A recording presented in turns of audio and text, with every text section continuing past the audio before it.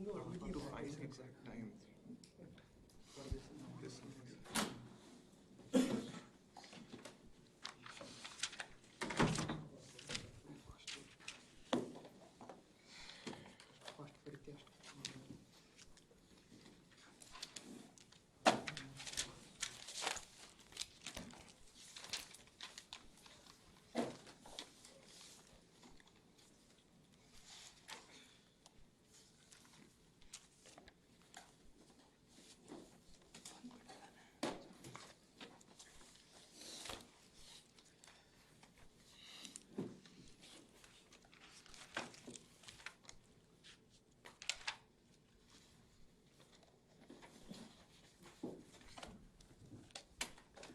Okay, good morning everyone. Are there any questions before I start? Yes, go ahead. There's no link on Moodle to upload the homework and the time for submission. Well, the homeworks are due in class on Thursday. Yeah, there is no need to upload to Moodle. You just turn in your printed homework. Sometimes, like the next homework that I assign, Verilog, I will tell you how to turn that in. We'll talk about that. But yes, the homework is due in class before the end of the class. There is no point checking your homework once I post the solutions. And that will happen sometime. Well, the Unite students can turn in by end of the day, so more likely the morning after the homework is due, the solutions should be posted. Okay, any other questions? Yes. A question about homework. So, what the difference between the DIF, FFT, and the radix 2 DIF, FFT? Yeah, well, okay, that's a good. The question was, well, I guess there are two parts to the question. The question is, what is the radix 2 versus radix 4 and radix 2 squared and all those things, and what is DIT and DIF. So I talked about DIT and DIF, so I mentioned what those two terms mean. So basically, estimation in time means the input are fed in order. Decimated in time means input are fed in decimated order, which is 0, 4. So if this is the input ordering and the output ordering is in order 0, 1, 2, 3, 4, etc., that would be decimated in time. Decimated in frequency means the inputs are right in order 0, 1, 2, 3, 4, and the outputs are decimated 0, 4, 2, 6. So what is radix 2, radix 4, radix 2 square, and so on? So let me just briefly mention, because we don't, this whole FFT, we can have a, believe it or not, we can have a whole semester course on FFT, which we won't have, but let me just briefly talk about what is radix 2 versus radix 2 squared and radix 2, radix 4, and so on. So if we have a time domain sequence, 2-point sequence A B, then its DFT is going to be A plus B, A minus B, and that's what we call a 2-point butterfly, and so that's A B, and we can call that cap A cap B. So if the whole flow graph, and we have been talking about in the class in terms of expressing everything in terms of radix 2, so this is basically a unit of radix 2 FFT. If I instead construct the FFT or the flow graph in terms of a 4-point FFT, so everything is described in terms of 4-point structure. You can think of it as 4-point butterfly if you like. So this is fully connected. Okay, it's fully connected from 4 to 4. Okay, so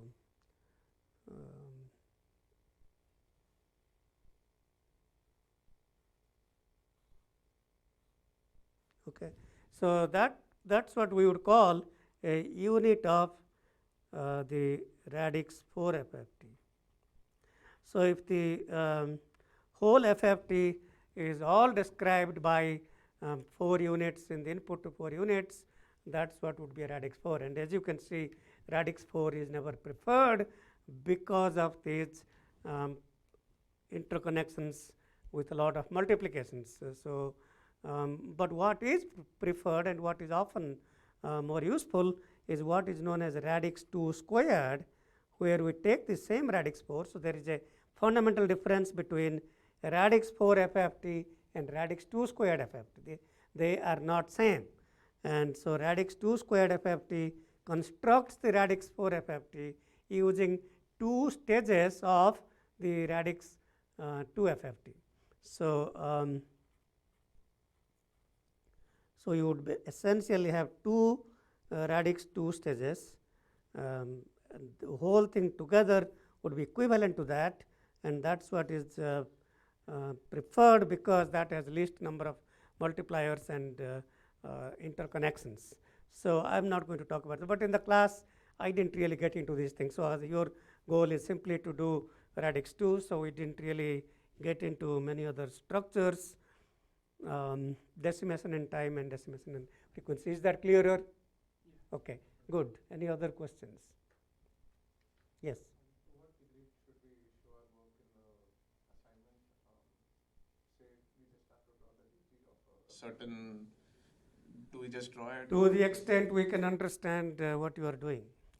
Yeah, okay. You show all your work. I mean, I guess the simple thing is you show as much work as you can, and that well, that I can show that you are logically following steps to steps. If you miss many steps, I guess the person grading would question, did this person grab somebody's answer and copy, or the person went through all the steps? Yeah, anyway, so okay, well, okay, I was going to talk, so we want to get into chapter 3, and so we will begin talking more about pipelining, and I began briefly talking about introducing the concept of pipelining, which basically says there are part by part operations of many different computations going on in same time. For example, if I say that this is let's just say that this is 100th bike in this bike example that I talked about, and so when we are doing assembly step number 6 of 100th bike, at the same time we are performing step number 5 of the 101st bike, and same time we are performing 4th step of the 102nd bike, and so on. So while at the same time we are completing 7th step of the 99th bike, and so on. So there are many bikes at same time being assembled at different steps or stages, and that was the very basic essence of pipelining. And we are interested in applying all those ideas to writing better Verilog description language. So the whole intent of this class is to teach a variety of transformation techniques that enables writing better RTL languages such as Verilog, where we can perform the optimizations for area, speed, and power. So the 3-dimensional design process that has long been of interest. We want to maximize speed, we want to reduce area, reduce power consumption. A 4th dimension has occurred and is of interest for last about 10 years or so, which is security, and we want designs to be secure. And I may talk briefly about that. So, but in the late 80s and early 90s, certainly the three-dimensional design process was focused on area, speed, and power.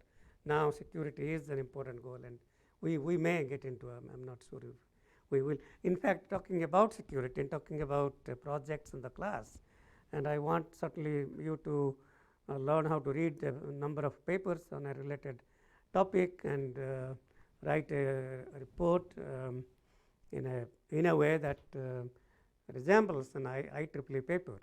But the colloquium speaker this Thursday, Professor Jai Vijay Rajendran from Texas A&M, is talking about split manufacturing, which is one aspect of hardware security. Certainly that's a great topic for anyone who wants to write a project report on split manufacturing or functional encryption and those kinds of things, logic encryption. That's so by all means I would encourage you to attend the colloquium on Thursday afternoon.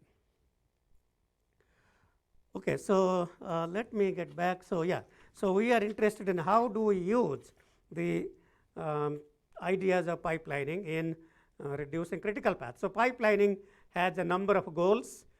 Pipelining has long been just as the bike step here. So the goal was to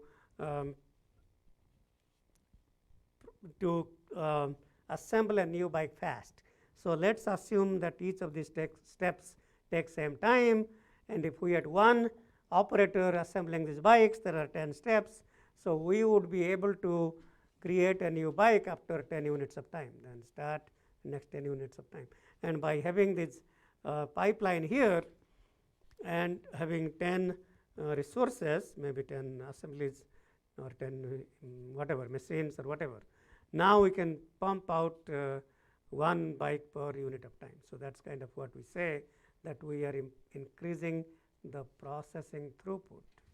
So in terms of processing throughput, which in hardware is proportional to the clock speed or the reduction in critical path. Increasing the clock speed means reducing the critical path or the clock period of the system. So we talked about one simple example of the FIR filter, which had a long critical path, and then I talked about how we can place delay elements at these locations, and that would then reduce the critical path of the filter. But in particular, it would reduce that to 1 multiply 1 add. Okay, so so there is a certain way of adding delay elements to reduce the critical path. Certain approaches of adding delays would be correct, certain ways would be wrong. So let me just see if I can quickly go through one of the examples from the book, and then we'll talk more about how to add delays. So here is an example, and there is more practice for your next homework, homework 2, which is uploaded onto the Moodle site. So this is an example of a flow graph, and we are assuming here that each computation takes 1 unit of time, and what would be the critical path of this flow graph? Well, let's see this. If I take the path from, by the way, as I talked about the fact that the delay elements are not part of a path. Okay, they're not, because delay elements are breaking a path. They are breaking a path. For example, whatever was computed at the node A2 is held at the input of the flip-flop and is available at the output of the next cycle. It's available to A4. So input to the flip-flop in clock cycle set 10 is output to the input at node A4 at clock cycle 11. So the critical path or the path is broken. That's what we say, path is broken. So so what's the critical path? So let's take a look and see if we can figure that out. A3, A5, A6, that's 3 units of time. That's 3, 4. So the critical path here is A3, A5, A4, A6. So that's 4 units of time is the critical path. Any question about that? Okay. All right. So now I'm not sure what we are trying to do in this example, but let me see. So okay. So we want to reduce the critical path to 2 units of time. Okay, so let's see. So let's take a look at this path. So this A1, A2 was already 2, okay, and this A1 to A3 was broken path was broken here.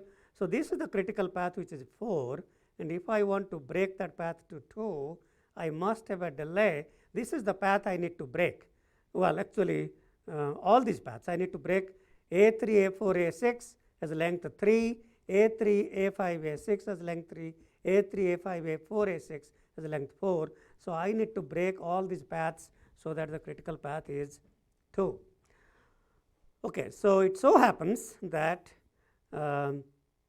if we place delay elements in these locations, that would break the path to 2. So by placing delays here, A3, A4, A6 now is broken. So A3, A4, A6 is 2, A3, A5 is 2, that's broken with the delay, A3, A5, and that path is broken as well. So now if I place, apart from these two original delays, if I had these 2 original delays and add 3 new delays, and I can tell you the critical path of this computation has been reduced from 4 time units to 2 time units. However, you may or may not realize that this has reduced the critical path to 2, but is not computing. The output here is not same as what was the output here. I see you are nodding your head. Why? Because now A6 depends on the previous value of A5. That's fine. That's not a bottleneck. Okay. The output at these two are the whole idea of pipelining is to delay the computers. So just like the first bike was not coming out until 10 units of time. So or the 10th clock cycle in the context of hardware. So yes, pipelining, any inherent property in pipelining is it introduces latency. So that means if certain output was available in clock cycle 10, I introduced 2 pipeline stages, it would now be available at clock cycle 12. So indeed, as you say and as you noticed, the outputs here would be available with a delay. But that's not the reason why, and that we would still say that is correct. And when we talk about the DSP computations, which are computing sequences, and it doesn't matter if there is a delay, the delay introduces latency. You think about the transmitter from your source going through packets and then transmitted by whatever means, cable, wireless, whatever, and or coming to your TV, you are just receiving that with a certain delay. But you are receiving after that delay, you are receiving what you should be receiving. So why do you say that these 2 structures are computationally different? Any volunteers?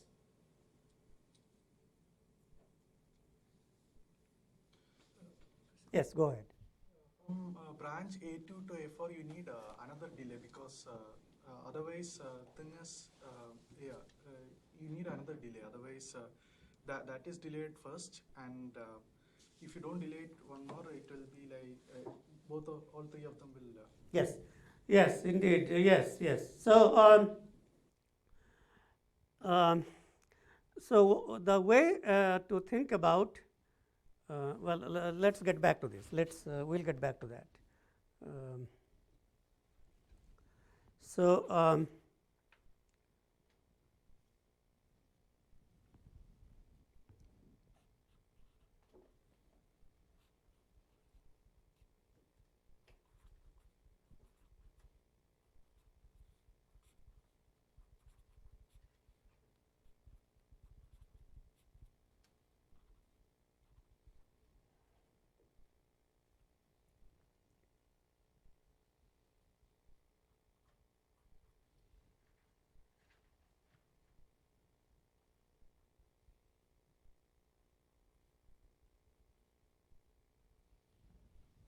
Okay, so we have a 3-tap digital filter that computes yn is equal to axn plus bxn minus 1 plus c, 2.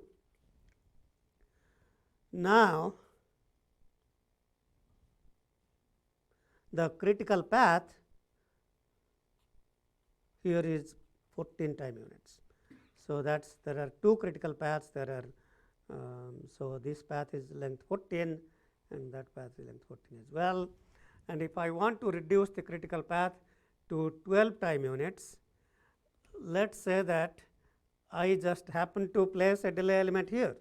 So if I introduce a delay element here, with that delay, the critical path has indeed become 12 units of time, but that computation is going to be A times xn going through one delay plus B times xn going to the output with one delay, excuse me, two delays, 1, 2, two delays plus C times xn going through two delays.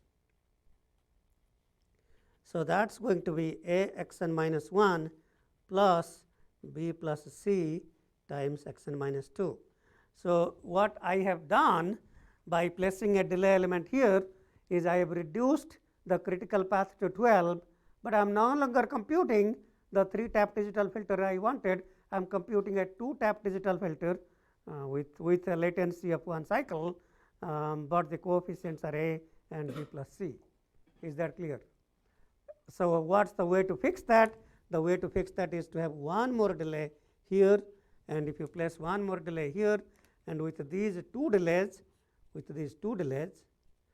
equation now in fact will be yn. So with so-called correct pipelining,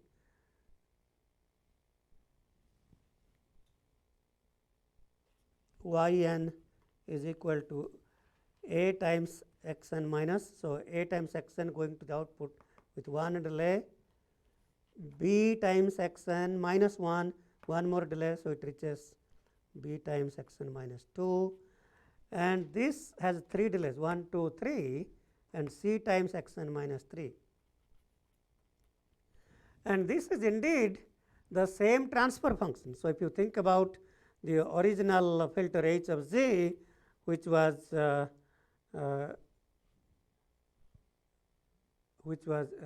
plus b z to power minus 1 plus c z to power minus 2.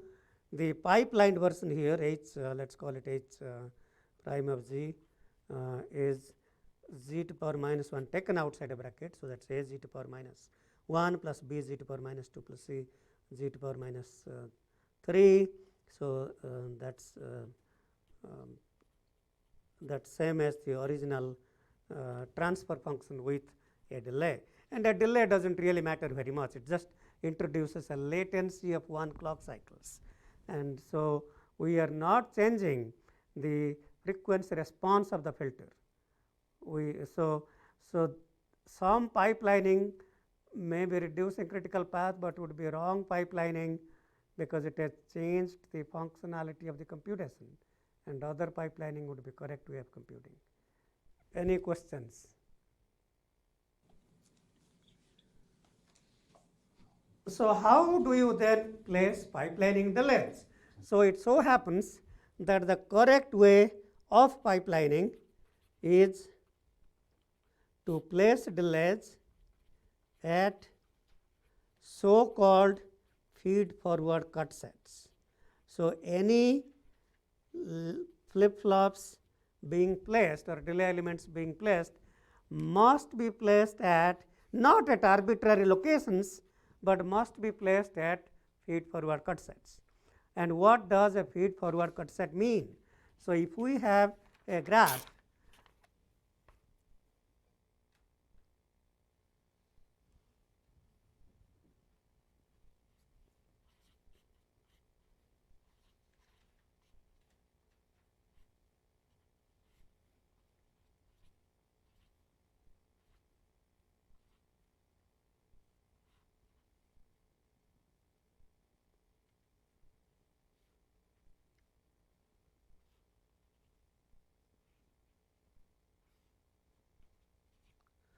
Okay, so let's say that we have this graph here. Now, if I take this graph and I take this cut set, this is a cut set. What does a cut set mean? Anybody remembers what a cut set means from graphs. Cut set is a set of edges which when cut will take a connected graph and lead to two disconnected components. So, if I cut these edges, the so called connected graph now becomes two disconnected components. So, that is one component and that is another component, and we have cut these three edges. So, the connected graph has now become disconnected. That is the definition of a cut set. Cut set is a set of edges when cut, take or transform a connected graph to two disconnected graphs. So, that is what is a cut set. A cut set is basically a set of edges which when cut take a connected graph and transform that into two disconnected components. And in this case, if I take this cut set, that will lead to this part as one and this part as another part. So, two disconnected graphs. Now, we have to distinguish between two types of cut sets. One is called a feed forward cut set and one is called feedback cut set. So, what is the difference between feed forward, the so called feed forward cut sets, and feedback cut set? So, this cut set here, how many of you think this is a feed forward cut set? How many of you think it is a feedback cut set?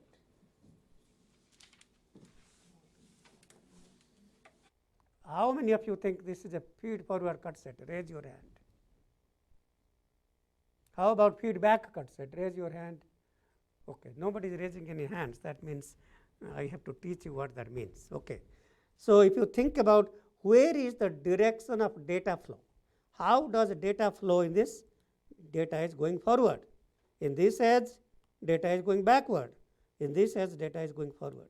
So, that is an example of a feedback cut set because all data are not moving in same direction. If all data are moving in same direction, that would be a feed forward cut set. If some data are moving in forward direction and some data are moving in backward direction, that is a feedback cut set. On the other hand, if I take a cut set here, both data are moving in forward. If I take a cut set here, both data are moving in forward. So, these two are examples of forward feed forward cut sets. If I take this cut set here, data moving back, back, forward, forward, two edges going back, two edges going forward, that is a feedback cut set. So, this is a feedback cut set. So, what pipelining says is you cannot place delays at a feedback cut set. That is not allowed. That is not allowed because it would change the number of delays in a specific loop, which means it would change the algorithm. We will talk more about that, but placing delays in feed forward cut sets is simply introducing latency, and latency is introducing is delaying the outputs. So, let us go back to our example here. So, the reason we reduce the critical path by having these three delays, but we need to have a feed forward cut set. So, we need to find out what is the feed forward cut set, and if you take this cut set here, data is moving forward, forward, forward, forward, and that says that I must place a delay at every edge that belongs to the feed forward cut set. So, then we add the delay here, here and here and here, and now in fact this is computing exactly what this is computing, but the output is only delayed by one cycle. Is that clearer what pipelining is doing?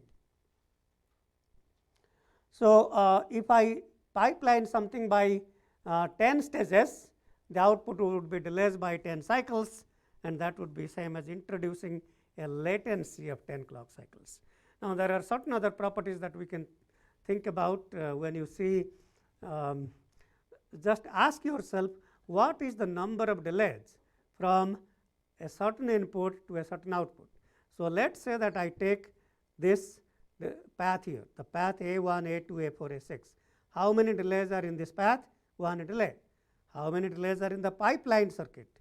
If you take the same path, that has 2 delays. Now, how many delays increased? 1 delay, and that means it is pipelined by 1 stage. Now, what that means is each and every path from input to output must have 1 additional delay. If you find certain path that has 2 extra delays, something is wrong. Every path from input to output must have the same number of delays increased in the pipeline system. If some path has extra 5 delays, some path has extra 8 delays, some has extra 3 delays, that is not a pipeline system, that is computing garbage.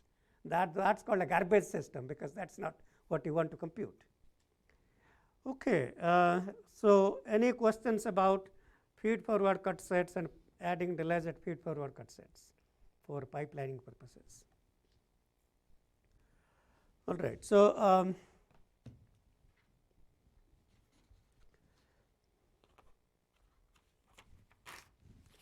okay, so let us get back to the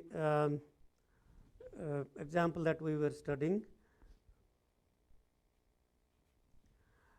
So, here, so I talked about adding, I did not explain to you what these cut sets meant last class, but that is what I meant is consider these feed forward cut sets. These are feed forward cut sets because the data is moving in forward direction in both edges, and same here. So, if I take these cut sets and then add delays at these edges, this edge, that is this cut set, and so on, that would be a properly pipelined data path. And this we have introduced 3 pipelining cut sets. That means the latency now is 3 cycles.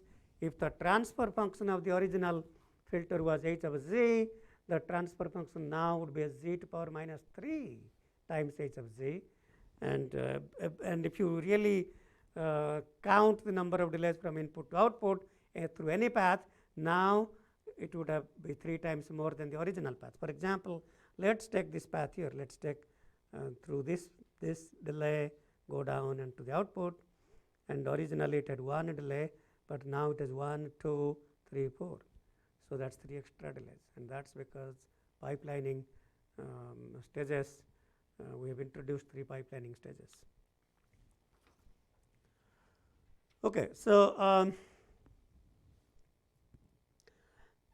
so nowadays, in old days, people had computers that was performing 1 multiply add, and the so called accumulator was accumulating the add operation in 1 cycle. So, for example, in a data path we may have instruction fetch and then decode, and then maybe in the execute we might have execute 1 and execute 2. This is a 2-stage pipelined execution unit, and then write back to the memory or whatever. So, so typically we would have a multiply and then an add.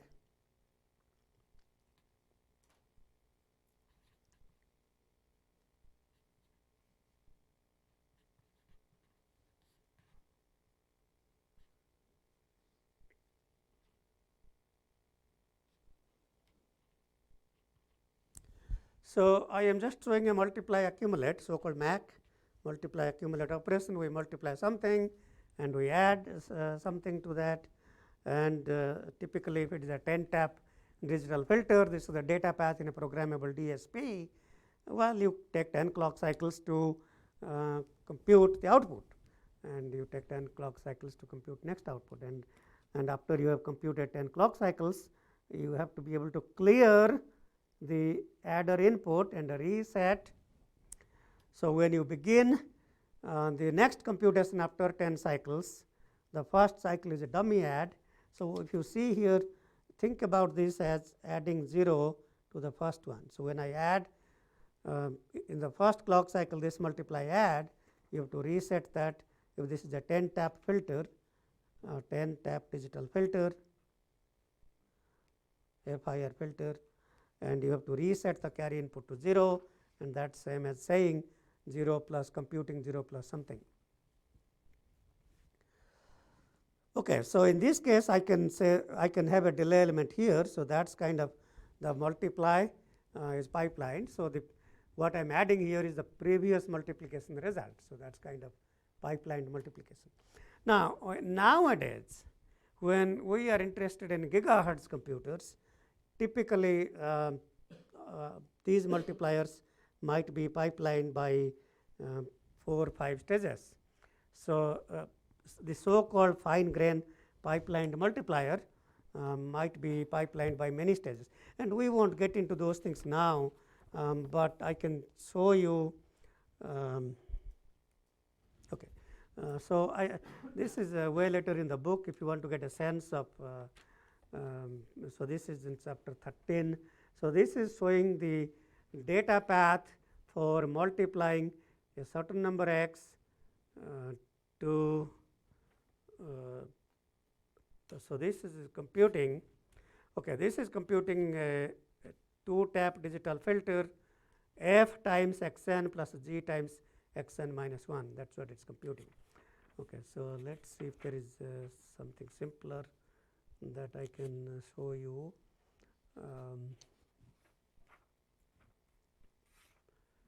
Okay, this is something simpler. This is computing a times b. So a is a 4-bit number, a0, a1, a2, a3. B is another 4-bit number, b0, b1, b2, b3, and that's the multiplication data path using half adders and full adders. And there are some AND and NAND gates computing what are known as partial products. So the partial products are accumulated through these full adders and half adders. Okay.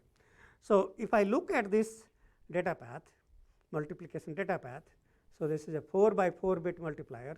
Multiplication in binary numbers is very similar to convolution, very similar. I mean it's not same, but it's similar.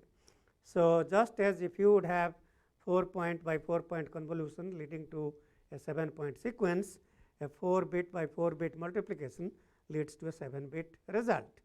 So these results are marked as P0 through P6 product bits, 7 product bits. Okay, so if I want to pipeline by, so the critical path, it so happens, let's see, 1 AND gate, half adder, full adder, full adder. So this is roughly about 7 stages. Okay, roughly 7 stages, which is actually same as the 7. I mean that's, so the multiplication latency itself is 7. Well, that's kind of. So if I want to pipeline internally by 2 stages, by the way, the kinds of signals that are flowing through in each of these full adders is the sum and carry. The right part is sum, this part is carry. So the carry is going down, the sum is going right to the next stage. Okay. How many of you have ever designed a circuit of a multiplier like this? Okay, that's fine. So in any case, if I want to pipeline this by 2 stages, and I see that this is 7, so which means that divide by 2 would be 4. So that means I can place pipelining cut sets here. So you place pipelining cut sets here. That's same as placing delays at this partial product, the input A3, and the partial product here, carry coming from here, the partial product here. So all these signals would have a flip-flop. So that's, so I might just say one stage of pipeline here would have 4, 5, 8, 9, 12, 14. So one stage of pipelining here would have 14 flip-flops corresponding to these 14 wires. So that's what is meant by an internal pipelining of the multiplier. So if I want to, I might show in by placing just a pipelining cut set like that. Don't ever think of that as one delay, because that's as many signals going down, each would have a delay. That might be 20 delays, that might be 50 delays, we don't know, but we don't need to know at this time. So, if this multiplier was taking 10 units of time, then I may divide them to 3 pipeline stages, 3, 3 and 4 for example. Then that would be so now the critical path would be 4 time units. So, if you take the example, I had the add was 2 time units, the multiplication was 10 time units. So, I can now reduce the critical path of this data path, the so called data path. It could be the data path in hardware circuit, or could be the data path of a programmable processor. Now, we have reduced the critical path from if we didn't have that, a delay would have been 12. Now, it is limited by the critical path. The critical path is 4. So, we have certain path taking 2, certain path taking 3, 3 and 4. Okay. So, that is kind of what we say is the fine grain pipelining. So, pipelining can mean many things. It can be coarse grain pipelining, it can be fine grain pipelining.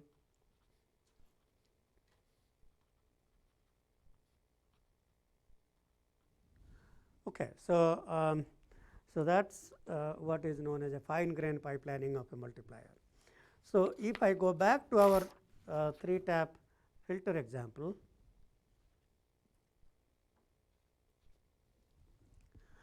and the critical path was reduced to 12 by placing these so called vertical cut sets, and these cut sets are reducing the critical path to 1 multiply 1 add, which is 12 time units.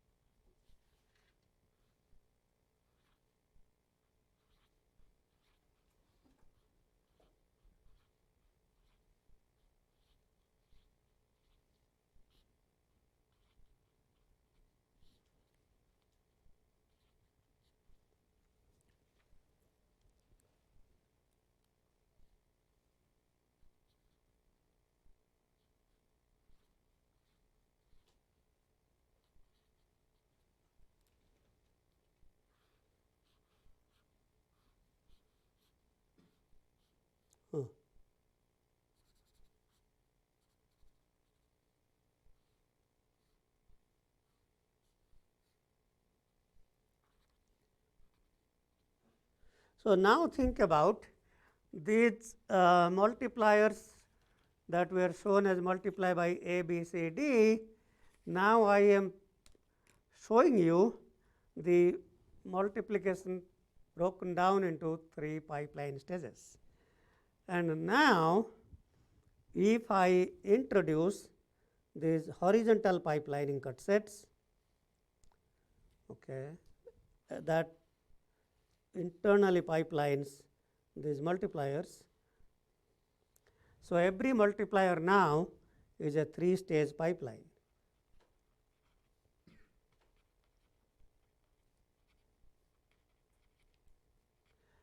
And let us take our same example as before. Let us say this takes 3 units, 3 units, 4 units, 3 units, 3 units, 4 units, 3, 3, 4. So, the 10 is now divided into 3 parts, 3, 3 and 4. The adder sticks still take 2 units of time. Okay. So, what is the critical path in this structure that I have shown here? Any volunteers?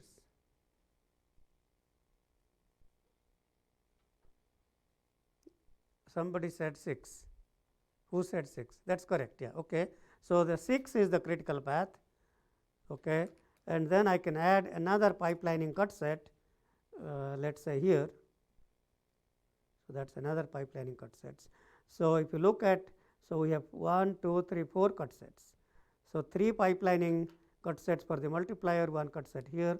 So, by having that, so by having 4 pipelining cut sets, we have now reduced the critical path to 4 time units, and the critical path now is either this, these 4, these parts 4, or this and this together is 4. Now, suppose that I want to place another pipelining stage here. and I want to, or let us say that I want to place a pipelining, this vertical pipelining stage here, this delay and another delay here. Would that be advisable or not? I see you are not saying no. Why not? What? It will still be 4. It will still be 4. So, at this time, because we are, so the critical path is 4, that is the limiting stage. So, by speeding up other stages, we still are not speeding this stage up. So, we are limited by critical path anyway. So, by having one delay here and one delay here would not lead to any improvement in speed, but would reduce, but would increase the flip flops, 2 flip flops, and there is no point having 2 additional flip flops, which would be requiring extra area. Okay, any questions about the notion of pipelining? So, we have talked about pipelining, fine grain pipelining. We have talked about pipelining means adding delays at feed forward cut sets, and if you are not adding delays at feed forward cut sets, then something is wrong. You are computing the data flow is computing garbage, not computing what was intended. Okay, so so pipelining is the most preferred way to increase the clock speed or sampling speed.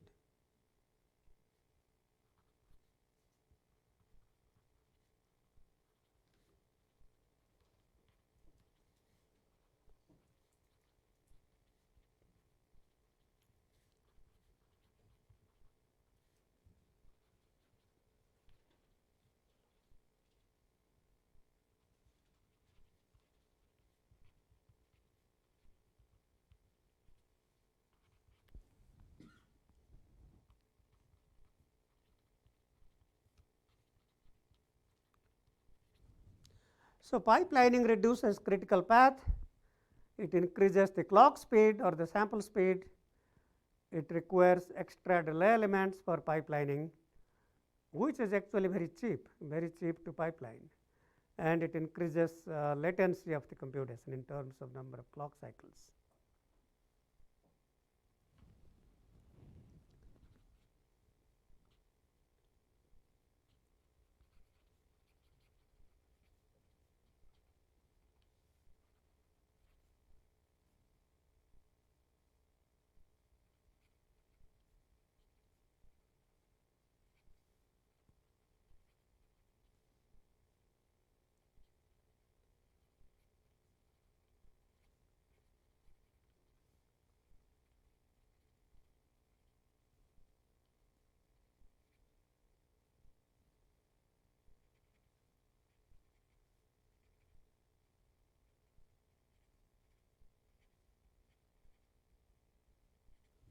So, for an AM stage pipeline data path, number of delays from any input to any output through any path increases by m for any given computation.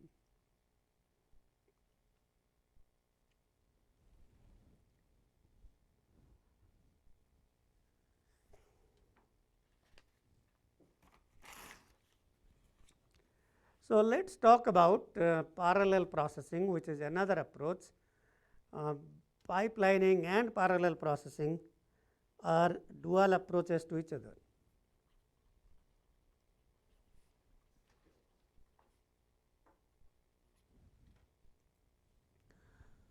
Okay, so anything that can be processed in pipelining can be processed in parallel. So, in this example, the fact that we are able to assemble different stages of 10 bikes, that means we should be able to assemble 10 bikes in parallel as well, and that's what pipelining and parallel processing are dual approaches.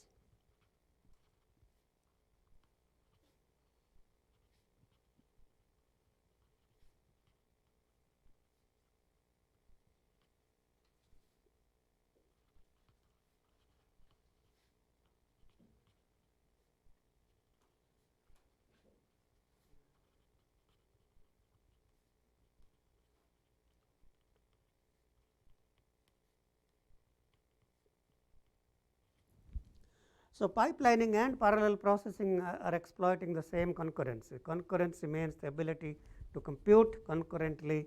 So, if I can have a 4-stage pipelined FIR digital filter here, where we are computing 4 outputs at same time. So, if you think about when I am completing the output y100, okay, this is y100, this stage is computing partial computation of y101, this is computing partially y102, 103 and 104. 104 is just beginning. So, so the fact that these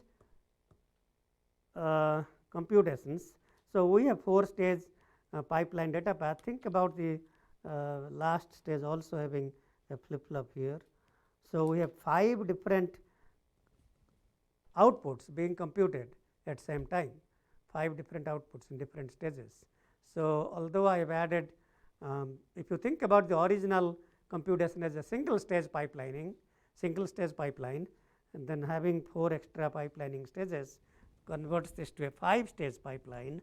So, we have 5 computations y100, 101, 102, 103, 104, 5 different computations going on at same time, although for different parts. And that simply means that it must be possible to compute 5 different outputs in parallel as well, because we are exploiting the independence of computations. So, concurrency or independence, and the only reason we are able to compute these 5 outputs at different stages is because the 5 outputs are independent of each other. If it so happened that the output y104 was dependent on y100, then we couldn't do that, because there is a dependency introduced and we could not compute. That would be a feedback system, and we could not place these delays. These cut sets would be feedback cut sets. That would be not permissible. Okay, so so if I take the same example, yn is equal to axn plus bxn minus 1 plus cxn minus 2 plus dxn minus 3, and let us say that we want to compute, in this case, a 3 parallel filter, 3 parallel FIR filter. So, that means we want to compute 3 outputs at same time. So, in the single input single output system, we take one input sample xn, we compute one output sample yn. In the multiple input multiple output system, we take 3 input samples, so called x3k, x3k plus 1, x3k plus 2, and we compute 3 outputs in parallel, y3k, y3k plus 1 and y3k plus 2. So, we are in a 3 parallel digital filter, we process 3 samples in every clock cycle and compute 3 output samples.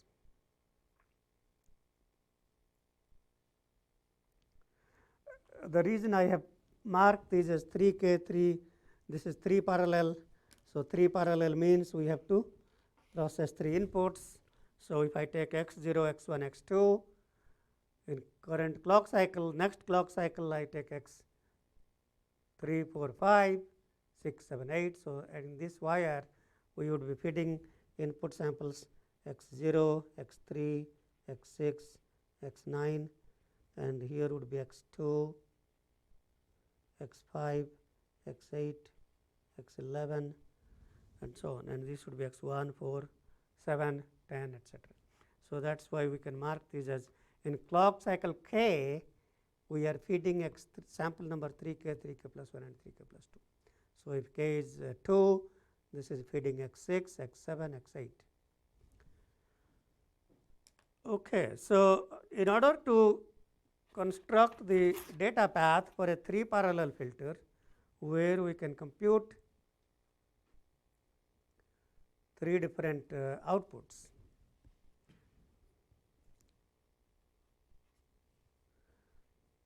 So, I can now substitute So, you take this equation here, we want to compute 3k, 3k plus 1, 3k plus 2. So, all you have to do is substitute n equal to 3k. So, we get output y 3k, sample number 3k is a x 3k plus b x 3k minus 1 plus c x 3k minus 2 plus d x 3k minus 3. Substitute n is equal to 3k plus 1, the output y 3k plus 1 would be a x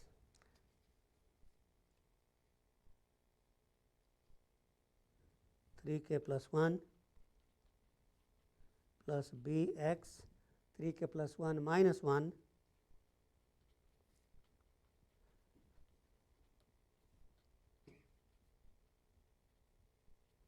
and finally substitute n equal to 3k plus 2 and we get y 3k plus 2 is equal to a x 3k plus 2 plus b x 3k plus 1 plus c x 3k plus d x 3k minus 1.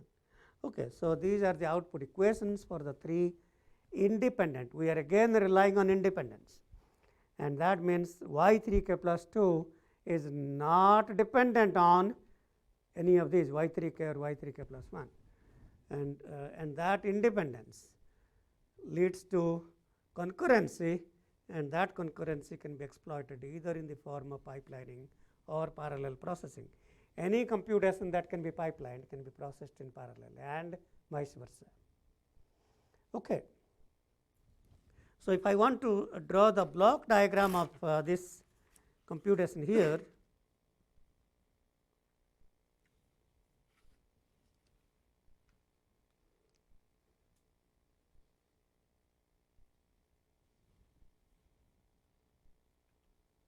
so we are taking inputs x 3k, x 3k plus 1 and x 3k plus 2.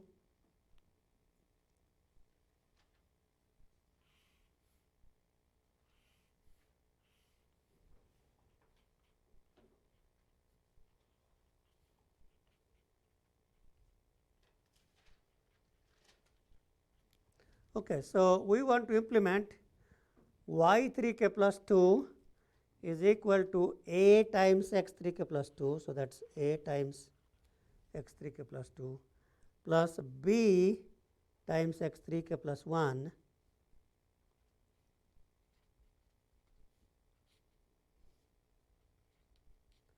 plus c times x 3k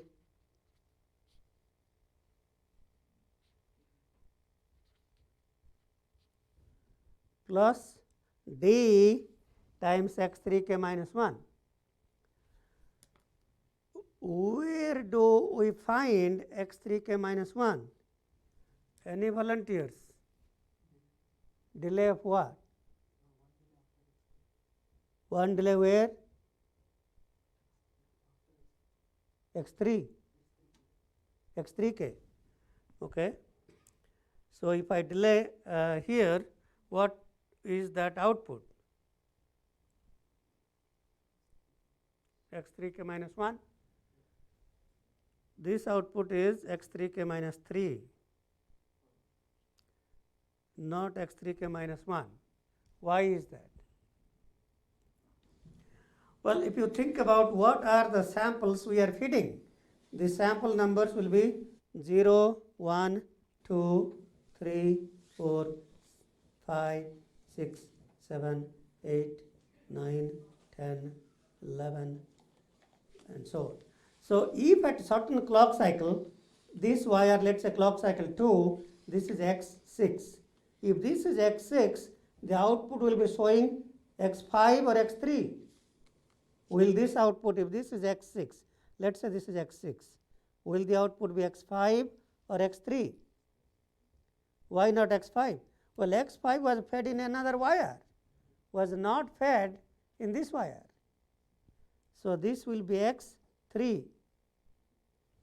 Is that making sense? So, we are taking sample numbers that are a multiple of 3 here, multiple of 3 plus 1 in this wire, multiple of 3 plus 2 in that wire. So that means each delay element, you can think of each delay element in terms of sample delay as a z to power minus 3. So in a single input, single output system, we think of each delay elements as z to power minus 1, but here we can think about each delay as z to power minus 3 or 3 sample delays, 3 sample delays. So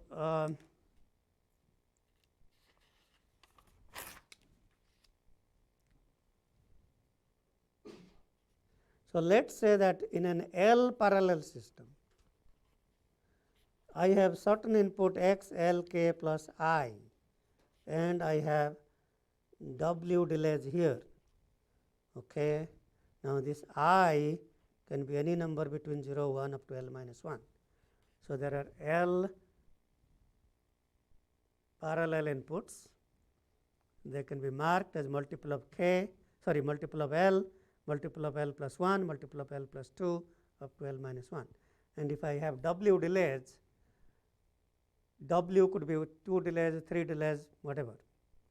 Now this, so if I have, for example, if it is L is equal to 3, as I was showing you here, and if I have x 3k plus 2, let's say, and I have 5 delays here, what would be this output? So 5 delays would correspond to 15 sample delays.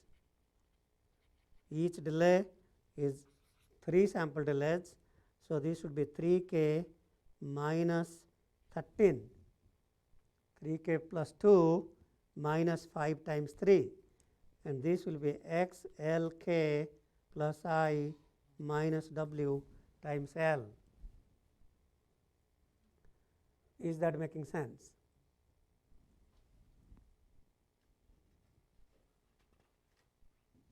So if I go back to here, so we need to compute plus d times x 3k minus 1. So now which of these 3 delayed by 1 delay will be 3k minus 1? So 3k plus 2 delayed by 1 cycle, 1 delay. So 3k plus 2 minus 3 sample delays. So that would be 3k minus 1. Okay, so that has to be now multiplied by d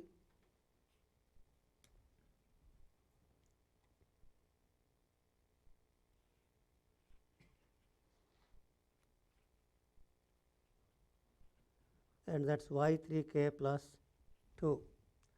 Okay, so so that's the end of that equation. Now how about y 3k plus 1 is a times x 3k plus 1.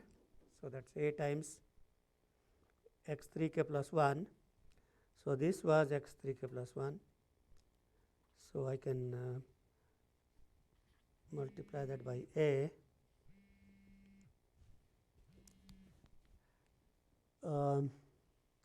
So a times x 3k plus 1, 3k plus 1 multiplied by a, plus b times x 3k. So b times x 3k. So x 3k is here. So I have connected this to here. This big dot means so that's times b times x 3k plus c times x 3k minus 1. X 3k minus 1 is here.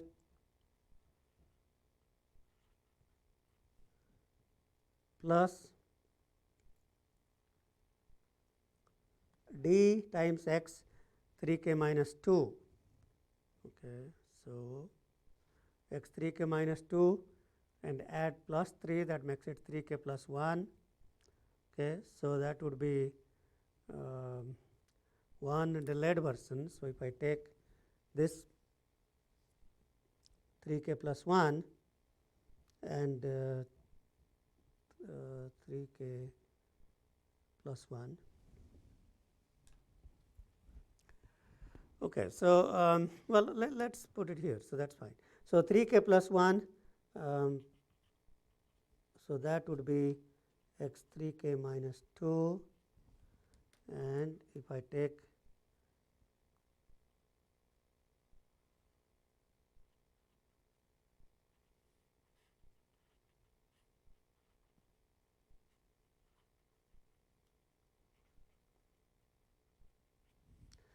Okay, so the the first equation, which is y3k, is a times x3k. So this 3k times a. So you can see these are shifting to the right, a, b, c, d, a, b, c, and then which should be here. You can think of that as a delayed version of.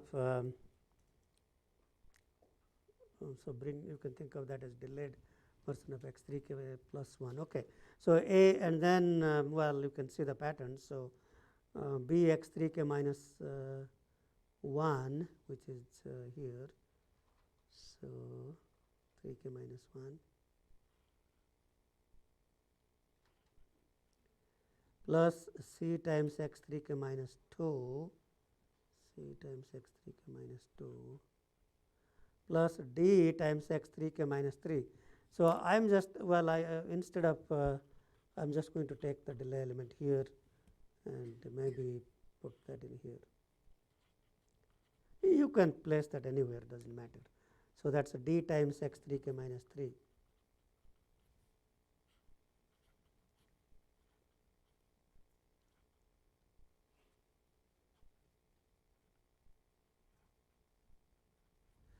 So this is an example of a 3 parallel 4 tap FIR digital filter that processes 3 outputs y3k plus 1, y3k plus 2, and processes 3 samples of input x, x3k, 3k plus 1, 3k plus 2. So if you think about the original critical path, which was 10 plus 6, 16 units of time. So of course we can improve this speed by 3-stage pipelining, but the equivalent sample period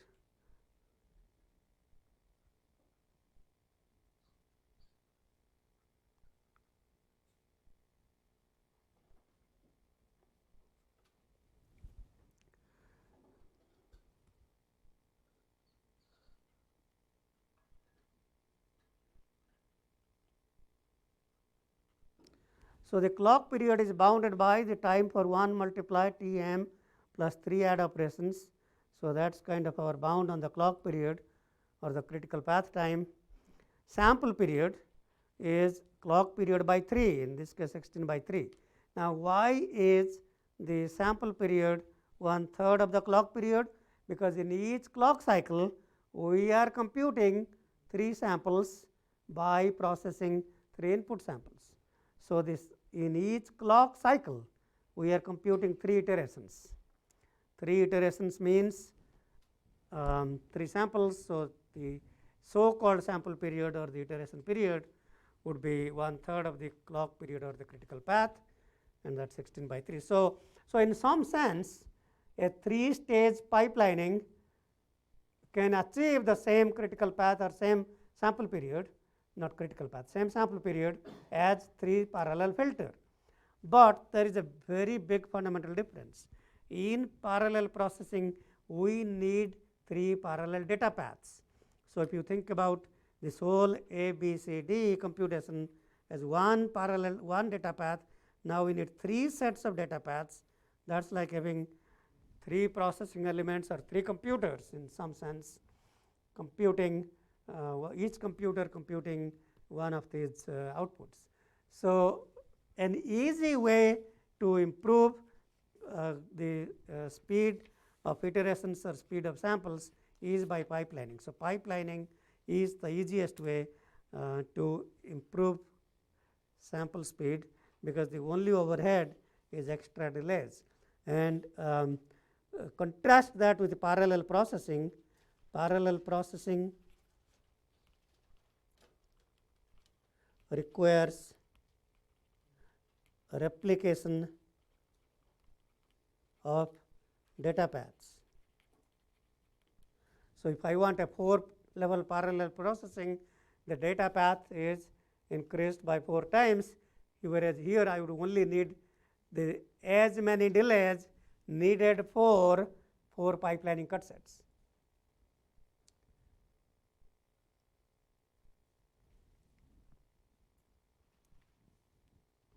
Okay, so there is no reason to believe that we could not further improve the clock speed in these computations. So, we can certainly have feed forward cut sets here. I can place cut sets here, place cut sets here. I can even internally pipeline these multipliers by placing horizontal cut sets, which are all feed forward. So, parallel processing structures can also be pipelined, and that can be used for further improvement in sample speed. Okay, so when do you use pipelining and when do you use parallel processing?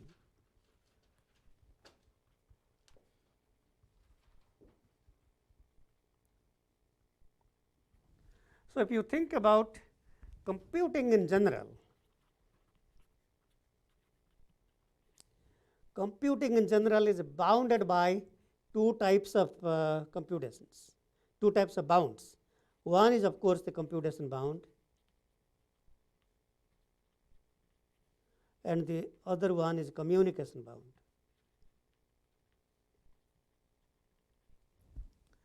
So, it may be, for example, it may be if this is certain memory in a system and the let us say the memory read is 10 nanoseconds, let us say for example, and then I have a data path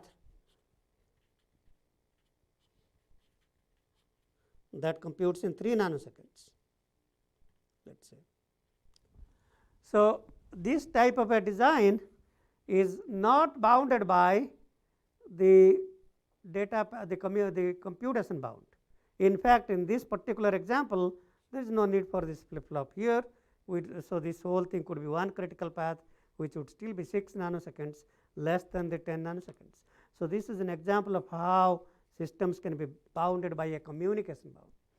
So, communication bound is a bound that is dictated by certain communication. That could be communication in terms of reading and writing into memory, or it could be the pad delay of the chips, and there is a fundamental delay in reading and writing into chips. So, if you have the chip here and you have these input pads or the output pads,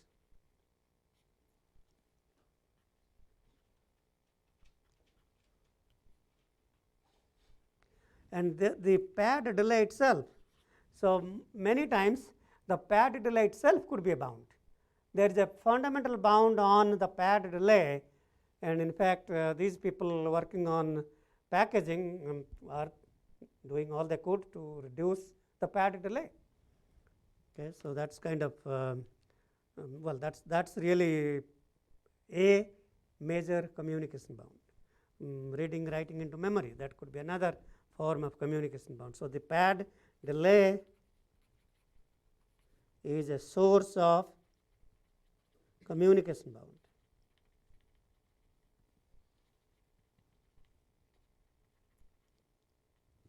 So, many times we can pipeline. So, the basic essence is that pipeline only until system is communication bounded.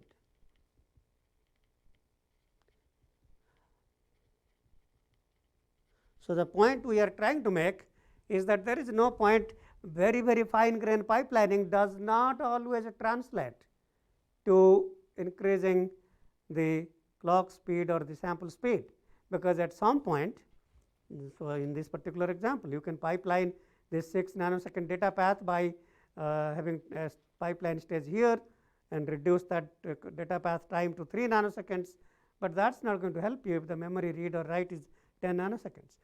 So, pipeline only until the system is communication bounded, and then if we really want further improvement in speed, then you go to parallel processing. So, I am trying to tell you when pipelining and parallel processing make sense.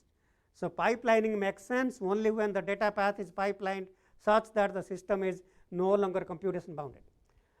And once you are computation bounded, at that point you get higher and higher throughput by going to parallel replication of data paths and computing things in parallel, and that's, well, you can think of that as a multi-core computing. You pipeline each core to the point where you are communication bounded, and then you have multiple cores. And if you think about these, then will become, so these will not sit like this, each will be pipelined. So the parallel processing filter itself will be pipelined either by pipelining of multipliers or by pipelining of multiply add, whatever. And then, so this will give further improvement beyond the computation bound. So once we reach the computation bound, we can then improve the throughput further by replicating the data path, and that's the equivalent of multi-core or multi-threaded computing in old days, or in GPU, that's many cores computing same types of things. Okay. Well, this is probably a good point to stop, and I will talk about these ideas, and next class we'll talk about how pipelining and parallel processing can reduce power consumption. Okay.